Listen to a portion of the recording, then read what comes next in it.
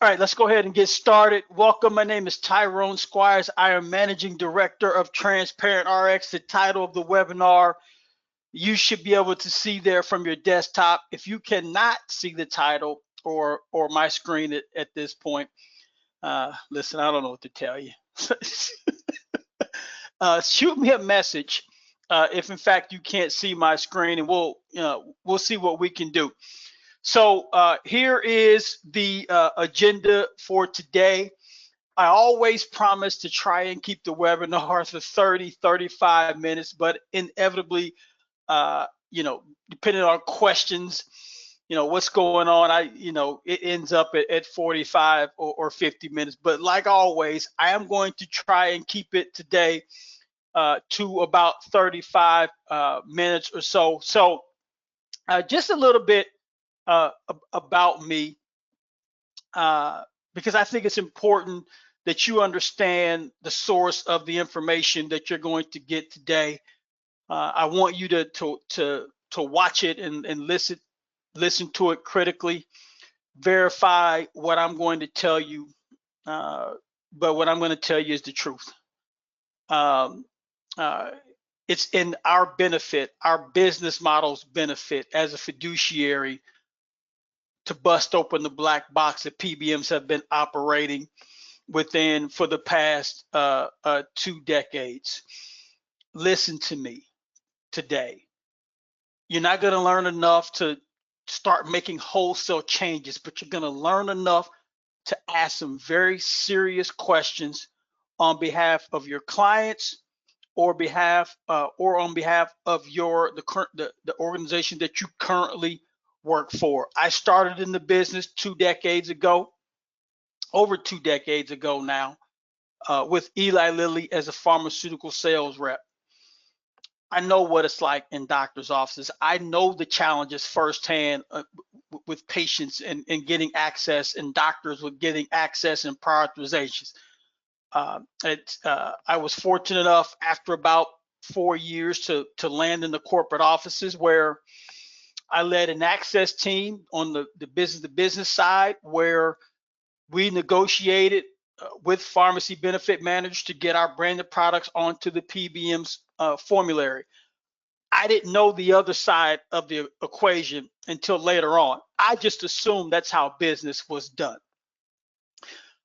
Always wanted to run my own business, become an entrepreneur, and it just seemed like a good fit where healthcare was concerned, to be able to make a little money and to give something back in the process. And so I started a mail order pharmacy. Ran that business from about 2005 to 2010, right when specialty drugs were taking off. Truth be told, I became frustrated with the low reimbursements coming back from pharmacy benefit managers. I still have my first contracts when I ran that mail order pharmacy. The low reimbursements, in many cases being reimbursed less than what we purchased the medications for. Getting into long-term deals with drug wholesalers, and then those drug wholesalers essentially forcing you to buy 80% of your inventory from them, while at the same time ratcheting up cost gradually each year. And so I got frustrated. I'm going to even go, I wanted to pick a fight. And I decided to cash out of the mail order pharmacy, start a pharmacy benefit management company where we were going to compete directly with the big players, and you know who they are, and we'll talk a little bit about that here today. And so in 2014, founded the country's first fiduciary model pharmacy benefit management company, and at that time we were laughed at.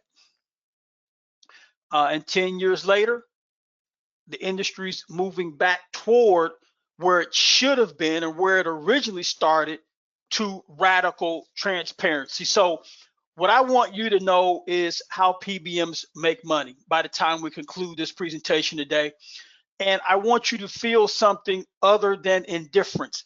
Without emotion attached to it, there's no change going to happen. and then I want you to start tackling the hidden cash flows that PBMs generate that ultimately lead to higher costs for employers and their employees and those dependents. This lawsuit, now stay with me here. This lawsuit was filed almost 7 years, or maybe a little bit more than 7 years ago. The city of Rockford, Illinois, filed a lawsuit against Express Scripts because Express Scripts was overcharging the city of Rockford, Illinois for a drug called Actar. And when 60 Minutes interviewed Express Scripts as a result of this lawsuit, and this is all public information, it's out on the internet. 60 Minutes interviewed Express Scripts, one of the big three pharmacy benefit management companies. In response to that request for an interview, which obviously Express Scripts did not honor, it responded with, "We are not contractually obligated to contain cost." It admitted as much. But that's a primary goal of a PBM, but that hasn't been how the industry has operated. Now, you might be saying, well, Tyrone, that's 7 or 8 years ago. What does that have to do with today? Well, that lawsuit, folks, was just settled by Express Scripts, and it was settled for $3 million. Here's the problem with this that's not in this information that you see on your screen. The reason that Express Scripts allowed the cost of the drug to go from $40 per vial in 2001 to $34,000 per vial in 2015 is because Express Scripts had signed an agreement with McClintock to be the sole distributor of the product. And so when Express Scripts says it is not contractually obligated to contain costs, this is one way in which they actually hide the cost, thereby increasing the cost for their clients. If that's not enough, and this is just recent news this year, now employees are suing the companies that they work for allowing the behavior that I just shared with you on the previous screen. Entering into contracts with PBMs who don't actually put your interests first. They are rent seeking. They are looking for a way to make as much money as they can while keeping you on the hook. Wells Fargo sued by employees. If that's enough, you're familiar with this one. Johnson & Johnson, again, sued by employees. And then last but not least, this one has flown under the radar, the Mayo Clinic, sued by employees over high healthcare costs. Why do PBMs do this, or how can they get away with it for so long? Well, and what we're trying to eliminate, being a fiduciary, is information asymmetry or asymmetric information. PBMs have the information. As important, they have the knowledge to interpret that information, and they don't share it with their clients intentionally. And that gives them a financial advantage. That financial advantage is the PBMs want to make it difficult for their clients to be able to determine how much money they are being paid to be the PBM. In no other industry that I can think of where a vendor earns a fee and are paid that fee but the entities paying that fee have no clue how much they're paying them. That's different than what the drugs cost. At the end of the year, if you paid $10 million, you know you paid $10 million. It leaves your bank account. But the part that is missing is what part of that $10 million is the PBM keeping in its bank account. So when I talk about asymmetric information, the PBM intentionally withholding information from their clients, which gives them a financial advantage. This is an example here. And this was a conversation exchange after I had delivered a presentation. And usually when we deliver a sales presentation, what follows not too far away from that presentation is some sort of proposal or some sort of review, financial review of that group's pharmacy benefit experience. And in this instance, by the way, this is a health insurer with 30,000 employees themselves. They don't own a PBM, but they're a regional health insurer with 30,000 employees themselves. And they went to go and ask their broker for their own pharmacy benefit claims data. And the broker said, we're unable to give you your own claims data. Now, the claims data is essentially, it's the backup information to the invoice. So if you're charging me, X dollars, I need to be able to see all of the claims that justify the charge hitting our bank account via ACH. And they said no. And listen, this entity entered into the contract that didn't permit them to get access to their own data. What's more is the broker was in on it because they knew before the client signed the contract that they didn't have access to their own claims data. This is not accidental. This is intentional. This is an example of information success. This is a rebate remittance report. And what it does is provides line item detail for every drug claim that earned a rebate. And it provides claim level detail. So we've got some information here redacted because, obviously privacy and things like that. But the real files, I guess you could say, these are actual numbers, but our client's data has all the information populated. And so what this does, when you have claim level data for rebates that were earned, it allows you to see the net cost of the drug.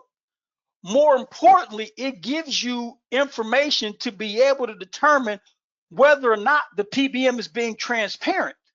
PBMs, not all, but the ones that are reluctant to share this information, you have to be asking questions why. You know why now, because they are leveraging asymmetric information to charge you more, to charge your employees more. This is how PBMs make money. And you can see, as you get more sophisticated and cutting off these hidden cash flows, the PBMs shift those costs somewhere else. And so today, and I can actually remember, brand drugs, small molecule brand drugs, they were the biggest profit pool. This was in 2004, 2005. And then once the PBM clients became aware of that tactic and closed it off, and then the PBMs moved it to mandatory mail order, that lasted 4 or 5 years. And then once that was closed off, PBM started shifting it to specialty drug rebates. And now here we are today with specialty now the largest pool of PBM profits. But there's more to the story, because it's not necessarily just specialty drug rebates that are driving that profit. It's not just the ingredient cost spreads that are driving that profit.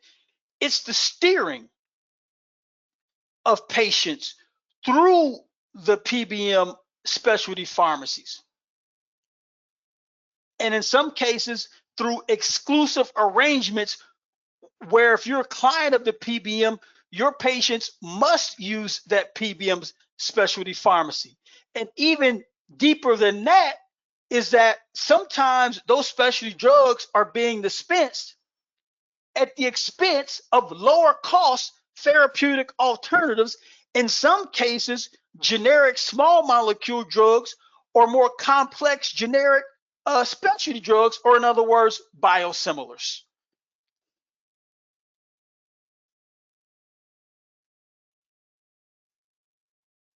And we're going to talk about the rebate aggregator, GPOs, as well here in a bit. And so, listen, it may sound like I'm bashing the pharmacy benefit manager business model.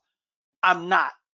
I believe that the business model, and I'm not being subjective here. I don't believe that I am. I'm being objective. If you take PBMs out of the reimbursement system, you remove an important check and balance. If you leave it, I own the pharmacy. I know what's going to happen. As a PBM, as an industry, what we need to fix is the lack of transparency. Once we do that, then game on. My concern is the hidden cash flows to non-fiduciary pharmacy benefit managers. The fiduciary model, as you can see here, if it is a true fiduciary, charges a realistic and fair fee for its services. Those services encompass both administrative services and clinical services. Beyond that administrative fee, there are no other cash flows. Now, admittedly, part of the reason why PBMs choose to hide their fees with, as you saw on that screen, through patient steering through their company-owned pharmacies, through spreads, whether it be network pricing or rebate spreads or poor clinical performance. Part of the reason that they do that is when you don't know how much you're being charged, you're not going to push back on it. So I can essentially charge you as if you were giving me a blank check. And so what I've learned as being a fiduciary, you know what other PBMs are charging 2, 3, 4, 5 times as much as you. And so when I'm coming in at a lower cost and you're pushing back on my lower cost, when I know what the competition is charging, yeah, it rubs me the wrong way. But it's a tough negotiation to have when your competitors don't show what they're charging. That's why we lead with education in everything that we do. And so before I go on, it's important that you understand the U.S. pharmacy reimbursement and distribution system. And today I'm going to focus on the right side of this line that I'm drawing right down the middle. So PBMs, pharmacy benefit managers, we contract with pharmacies in order to have sites from which prescription drugs can be dispensed to our plan participants. Now, negotiating with these pharmacies and establishing reimbursement rates and signing contracts doesn't mean anything. We don't have clients to provide those services to. The clients that we provide those services to are third-party payers and health plans. And those third-party payers can be large employers, unions, coalitions, government entities, state, city, even federal, if you're a large enough PBM. School districts, the list goes on and on. Now, when a pharmacy dispenses a prescription to a plan participant, we then reimburse that pharmacy for that dispensed prescription. Now, it is a conflict of interest whether a bad act happens or not. It is a conflict of interest for a PBM to own a pharmacy. That's fact. Whether a bad action takes place or not, where they take advantage of that conflict of interest, doesn't matter, because they are both the buyer and the seller. That's a conflict of interest. Now, we don't own any pharmacies. We contract with third-party pharmacies in which we have no financial interest. I say all that to say, as a PBM, if you don't own a pharmacy, you never take control of the drug. You never have inventory of the drug. That was part of the interest in owning a PBM. You don't have to deal with inventory unless you own a pharmacy. Now, when a pharmacy, a CVS or a Walgreens, when they dispense a prescription to one of our covered plan participants, then we will bill, and actually that first one I should have drawn a line here. We will bill from a contractual relationship. This is the financial relationship. We will bill the third-party payer or the health plan for that dispensed prescription. Now, this is where the self-dealing begins, and it actually happens long before this process starts, because you have to sign a contract first, and that contract has to permit bad behavior. Usually the buyer is unaware of. Otherwise, why would you sign the contract? So there's three problems here. First problem, when you look at this system from the third-party payer or the health plan's perspective, three major problems. The first problem is the inflow of rebates from the drug manufacturer to the PBM and then back to the third-party payer. They're too low. On the slide on how PBMs make money, you saw GPO management fees or administrative fees. Those are rebate dollars that have been renamed so that the PBM could generate a fee for themselves and keep those dollars. More on that here in a second. So formulary rebates, the third-party payer health plan, they are unaware of what's being paid to the PBM, and what they are receiving are less than what the drug manufacturer has paid to the PBM specific to their plan. That's problem number one. Problem number two, the reimbursement for prescription drugs, the ingredient cost. It's too high. The reason being, again, it was on the same slide, the spread. More on that here in a second. Here's the third problem. Look who sits at the very top of this entire system. Your third-party payer sits at the top of this entire system. That is you sitting at the top of this entire system, or your clients. Yet you know the least about how it works. Everyone in this system who isn't a fiduciary is taking advantage of your lack of sophistication about how the system works. That's the third problem. I talked about the second problem being spreads. The drug pricing standard, which forms the basis for discounted prices, is known as average wholesale price.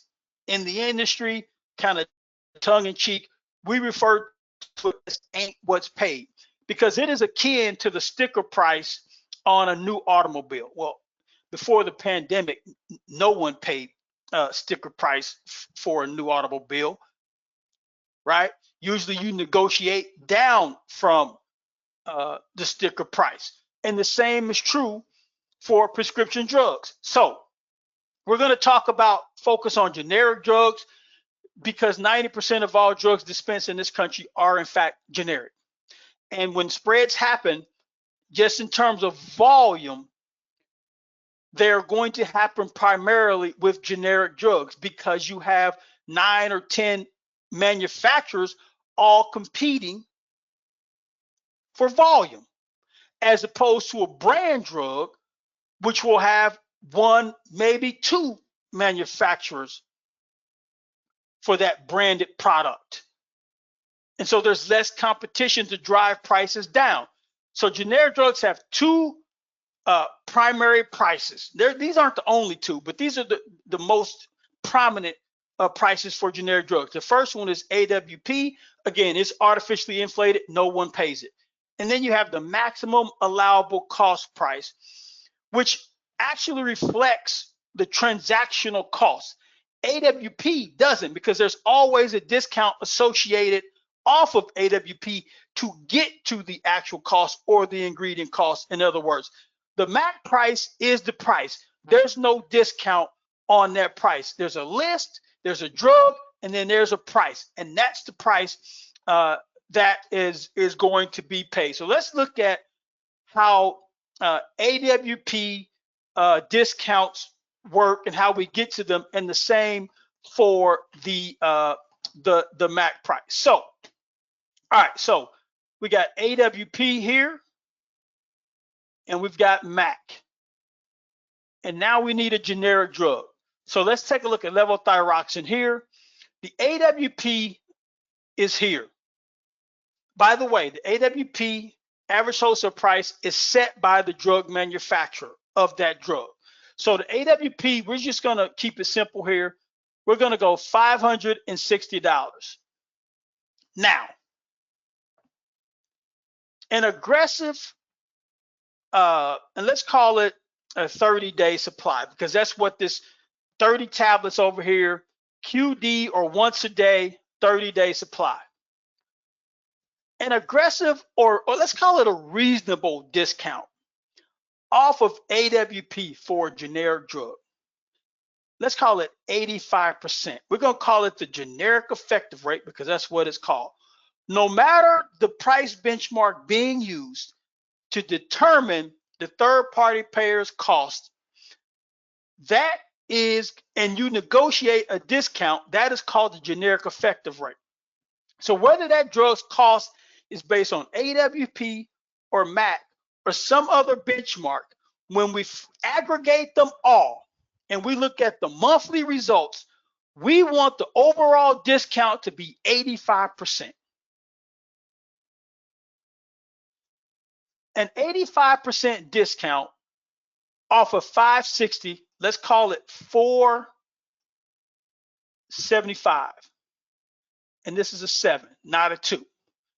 That would leave a cost for levothyroxine to the PBM's client, the health plan, the large employer, of $85 after an 85% discount. You would think an 85% discount is great. 85% off of just about everything else is great. You're walking away smiling. In the case of prescription drugs, you are walking away smiling until you realize that the pharmacy paid $4 to put that drug on the shelf. That's when I talk about information asymmetry. This is the other part that the buyer is missing.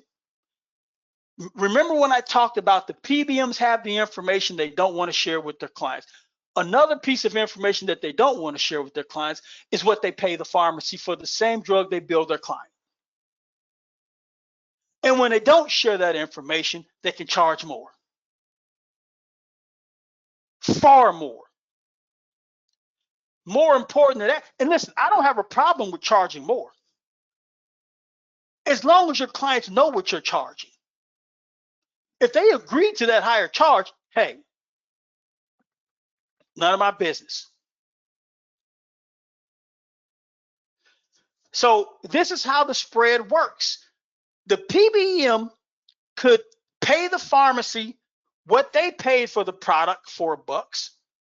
I already told you I got out of the business because that didn't happen a lot of times. Sometimes they paid us less than what we paid for the drug to drive us out of business. Go to any reputable site that reports on independent pharmacies, and you will see that they're going out of business every day for this reason. This PBM, however, is fair. They want the pharmacy to keep the lights on, make payroll, and have the owners make a profit. Not going to get rich overnight. That's, but we want you to make a profit. So they say, we're going to pay you the $4 and we're going to mark it up 100%. We're going to give you $8 and we're going to pay you a dispensing fee of $2. Doesn't happen today.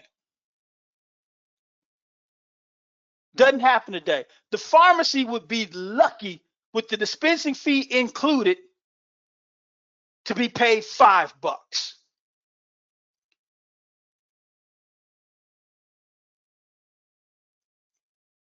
And so 4 plus 4 plus 2 is $10. Well, that leaves $75 that the PBM received after being paid $85 by its client. The PBM only paid out $10. It's keeping $75. Well, some of you who've been in the industry, and we'll have time for questions at the end. Well, you think, well, Tyrone, this drug is going to be on the MAC list. Maybe it will, maybe it won't. But let's say it is on the MAC list. And the MAC price is going to be significantly lower. That's the intent. Significantly lower than the AWP. And more times than not, it's going to be significantly lower than the AWP after the discount. So let's say that this drug on the MAC list, let's say it's $15, a lot cheaper than the 85, but the PBM's out of pocket doesn't change. Now it's making a $5 spread. Much better than the 75, but the point is, or one of the primary points, does the PBM's client know that the PBM is making a $5 spread on this drug every time that a claim is adjudicated at the pharmacy? The state of Ohio, about 4 years ago, just to back up what I'm telling you, the state of Ohio, the entire state government decided it was going to pivot. And it wasn't just going to go into the renewal and focus on getting a better discount based upon the AWP or some other benchmark. And there's some other benchmarks out there. We don't have time to get into them today, but I'll give you an opportunity if you want to learn about them here at the end. But they decided we're not going to focus on performance guarantees and getting bigger discounts and getting lower costs and getting bigger rebates for those brand drugs and the generic that are being dispensed. We're not going to focus on that. We want to know what we're paying you. They had never done that before. Think about it. Any state negotiating with a PBM can get anything that they want other than the PBM getting into a deal that's going to cost them to lose money. Above that, a state government can get anything that they want within reason. And yet, until 4 years ago, they had never demanded this information. And when they finally decided, and the reason they did is because they got smarter, they got more sophisticated. When they pivoted and said, we want to know what we're paying you, they learned that in 1 year between two PBMs, that those PBMs had for themselves generated $223.7 million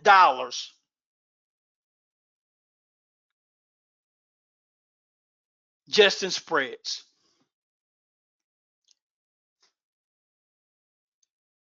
Just in spreads.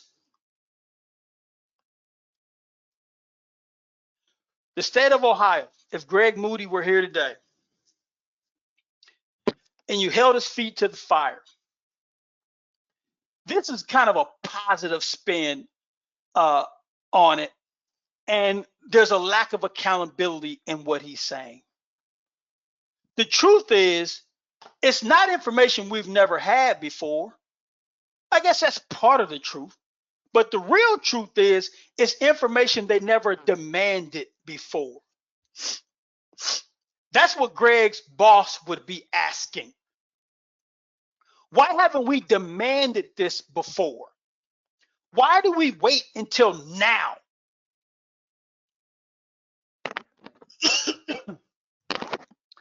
Okay. Let's talk about really quickly MAC list and rebates. And this is how we ultimately get to spreads, whether in rebates or network pricing. Contract language leads the reason person believe there's only one MAC list. Some PBMs can in fact have more than 40 MAC lists.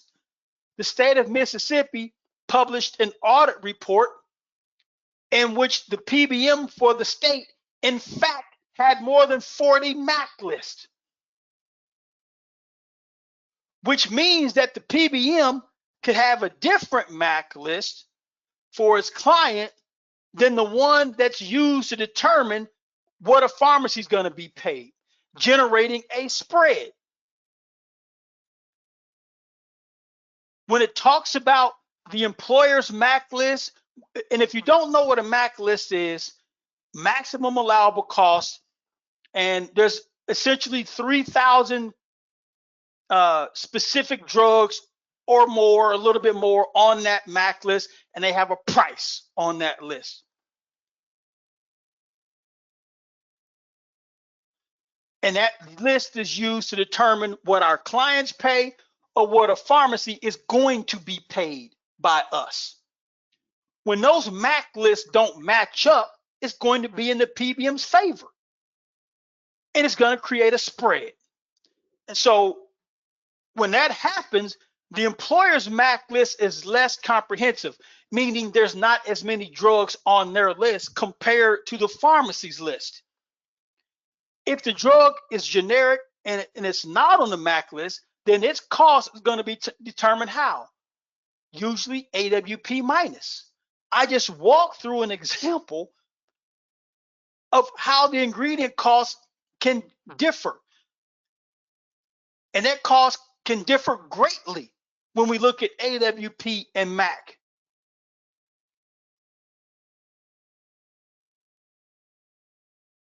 And when it talks about the employer's MAC list is less aggressive in terms of the pricing or the lower cost, less aggressive in terms of lowering what the client will pay.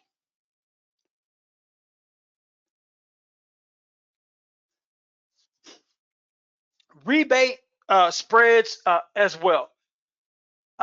Contract language, as best as the PBMs who engage in asymmetric information will give the impression there's only one rebate, or the impression there's only two, or the impression that there's only three. There are, in fact, multiple names for rebates. Those names are only limited by the PBM's willingness to create them.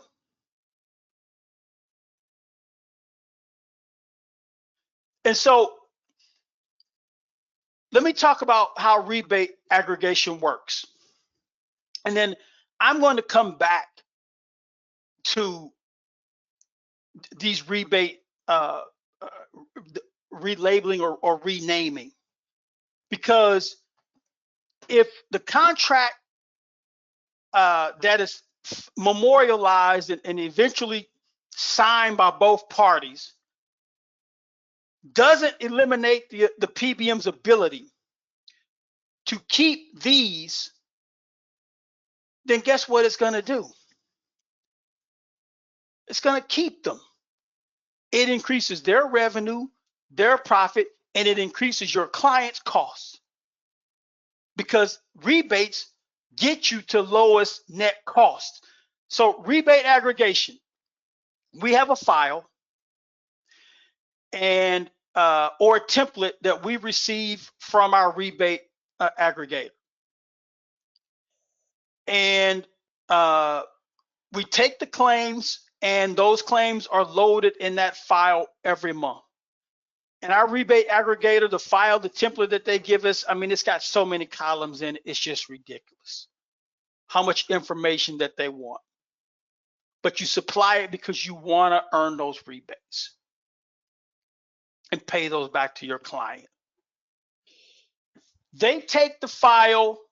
Rebate aggregators have other clients other than Transparent RX. Our rebate aggregator has multiple PBM clients. It has health system clients. It has coalition clients. It has large employer clients. It has health plan clients. And they go to the group purchasing organization, right, that has the only contract with the drug manufacturer, and they say, let's make a deal. Here's all the plan participants, all the lives that we manage. Let's make a deal. Because they can get a better deal than we could on our own based upon the number of lives that they manage. And so they say, let's make a deal. And then they negotiate that, and then every quarter they send all the aggregated claims files to the drug manufacturer. The drug manufacturer will then reconcile those claims files against the contract it has with the rebate aggregator. Once that's done, it pays the rebate aggregator. The rebate aggregator will then send those funds based upon its contract with the PBM to each of its clients. That's how rebate aggregation works. Now, a key point here. The knowledge of all PBMs, there's a lack of parity. Just like a client negotiating with a PBM, you're only going to be able to win up to your knowledge and up to your negotiating skills. The same is true for PBMs when we negotiate for rebate aggregators. I can tell you there are much larger PBMs than ours who have entered into far worse deals.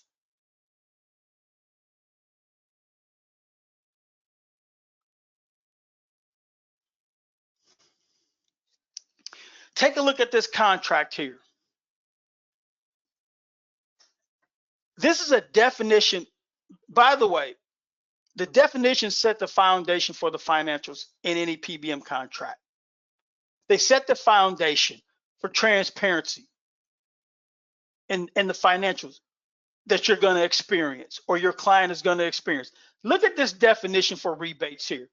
Administrator will pay customer 100% of the rebates that administrator receives in connection with dispense to participants under the plan's prescription drug benefit. Well, you've already learned that some rebates or revenue being passed from the drug manufacturer back to the PBM aren't even labeled as rebates. They could be labeled as administrative fees or purchase discounts. So automatically, this customer is missing out on significant revenue. This is how, where's it at? This is how we get to these spreads here.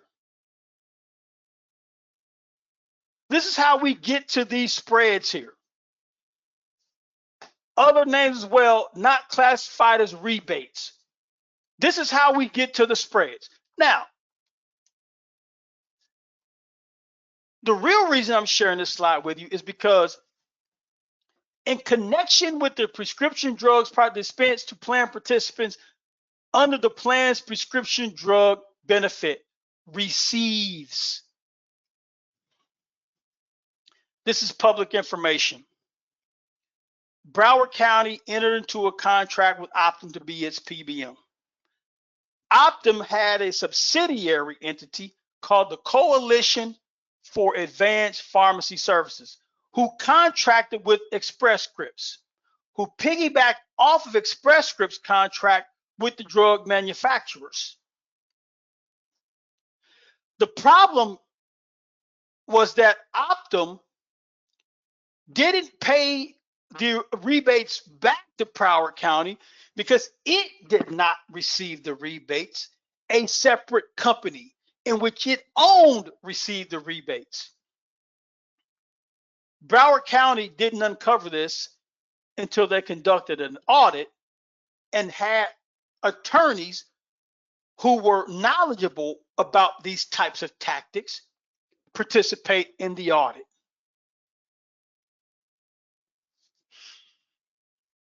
I talked earlier about the group purchasing organizations.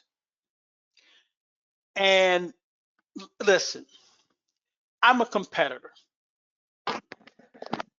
And I like the competition. I like to fight giants and take them all. It's the reason that I get out of bed. It's the primary reason I get out of bed, for the fight, for the competition. If not for that, I don't know what I would do. Because these GPOs that are owned by the big pharmacy benefit management companies have themselves been put in a position where they're the only ones now with the contracts with the drug manufacturers. They have so much power and influence that they've persuaded the drug manufacturer, and the drug manufacturers prefer it because now they only have to deal with 3 entities as opposed to 100 or 200. So they love it. And so now, if you are not one of these 3 group purchasing organizations, you have to go through them to get access to the rebate contracts that they've established with the drug manufacturers.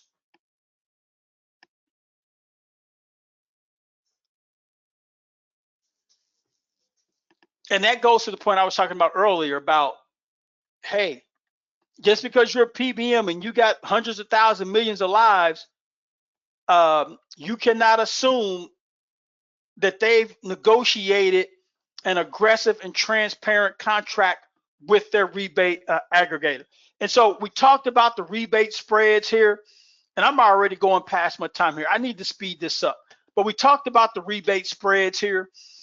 And the PBMs and the drug manufacturers, they start off with this, and then ultimately the PBM, if it can, those that leverage asymmetric information, they want to keep these, but only pass back this to their clients. And I talked about again the negotiation piece.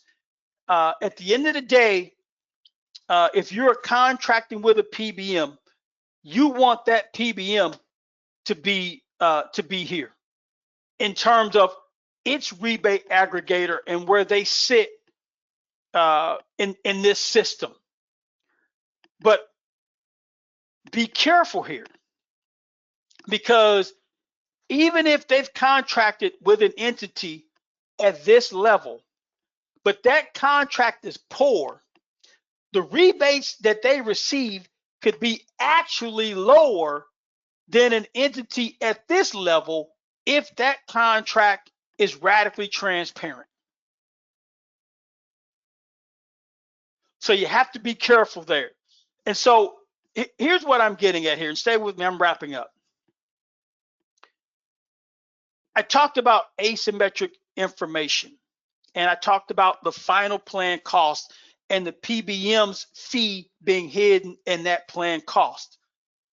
If the PBM is generating a spread, it is hidden in the ingredient cost. I walked you through that.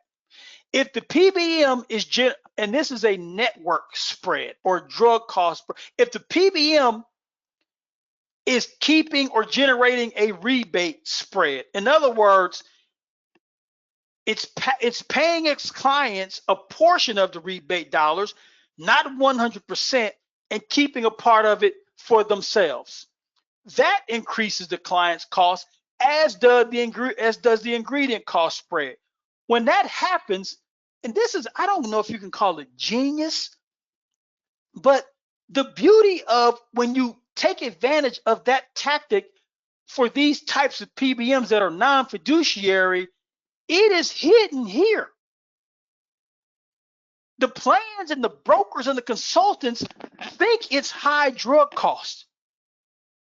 They think it's pricing. The pricing is too high. The rebates are too low. No, it's the PBM's fee that is too high. And that's what the state of Ohio uncovered. And that fee is what we are referring to as the take rate. What percentage of a plan's final cost can be attributed to the PBM's take home? What percentage can be attributed to the PBM's management fee of the plan's final cost? Whether it be direct or indirect. And indirect would be poor clinical management to drive higher volume, high cost drugs to increase the spread dollar amount or rebates that the PBMs are keeping. That PBM management fee can be defined by this formula here. Administrative fees. These are different than manufacturer administrative fees. Those are rebates. These are the fees the PBMs charge for account management, member support, prior authorizations, adjudicating claims, a drug utilization review. That's what those fees are for. So everything in green lands in the PBM's bank account at some point. When a PBM pays a pharmacy, that's a cash disbursement. When a PBM reimburses a portion of rebates, that's a cash disbursement. Whatever is left over is the earnings after cash disbursements or the fee the PBM is charging to be the PBM. When a PBM is making money from all of these different ways here, that's not transparent. And it's hard to account for all of that information, those dollars. When the PBM obligates itself contractually, we're fiduciary by ERISA standards, and we're going to make money one way, the PBM fee. All other cash flows or potential cash flows must go away. If they don't, then we've broken the contract. We're running afoul of the contract, and it's illegal. If it's not illegal for the PBM to make money in all of these buckets that are green, and they're not disclosing how much they're making, that's the other part.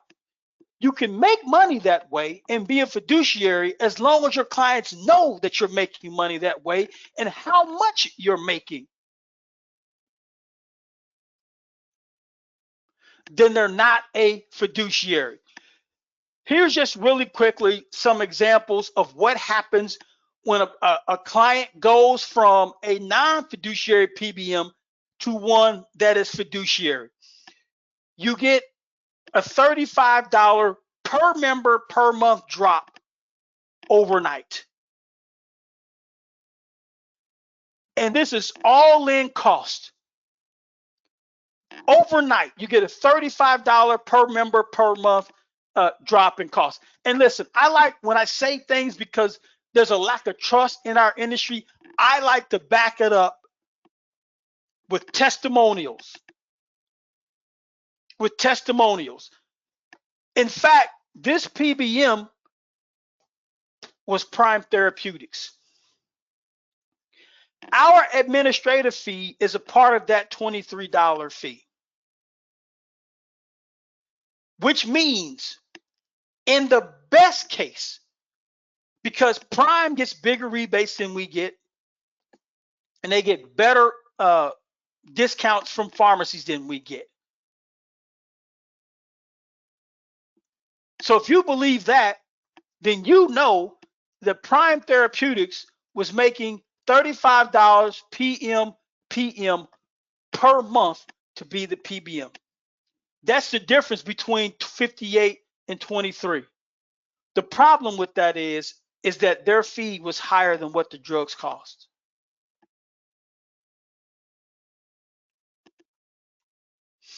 And so, listen, I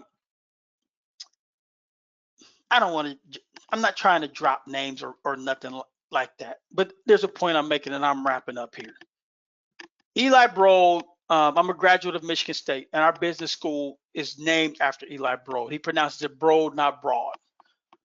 And I never knew who he was all through college. Never knew, never even bothered to look him up or read about him. It wasn't until after college that I picked up his autobiography. I said, who is this cat? And why is the business school named after him? And so, and his autobiography is called The Art of Being Unreasonable. And I learned very quickly why the school was named after him. He's the only person ever, Elon Musk will probably match him one day, to be a founder of 2 Fortune 500 companies, Sun Life Financial and KB Homes. After his professional career, he spent the bulk of his time and money in philanthropy, a lot of it in healthcare. His solution to a recessionary economic environment, unsustainable energy consumption, and by the way, he was also the youngest person to ever earn a CPA in the state of Michigan, I think even before he turned 20. He says the key to it all, the solutions all start with education. And he's right. And here's my ask. If you've learned anything today, if you're angry, that emotion I was talking about up front, and you've got skin in the game, or you want to have skin in the game, and you want to break into the industry, we've got the first and the only certification program backed by a major university in the country with a sole focus on pharmacy benefits management. There's continuing education credit for brokers, for pharmacists, for life and health licensees, for HR professionals with either a SHRM or HRCI designation. If you want to fix the problems, and this is just, we just scratched the surface here. It's way more complex than the time we had to talk about today. But if you want that other do what, the ask up front, the three things, the last one was to do what. If you want to be a part of the solution, then take a hard look at this program that we offer. There's tons of testimonials on the website, from the tops of industry to the bottom, people trying to break in, and the feedback is excellent. That's my time today. I'm going to stick around just in case any questions come through. You'll get a link to this recording in your email inbox sometime in the morning. We'll appreciate your time. Thank you.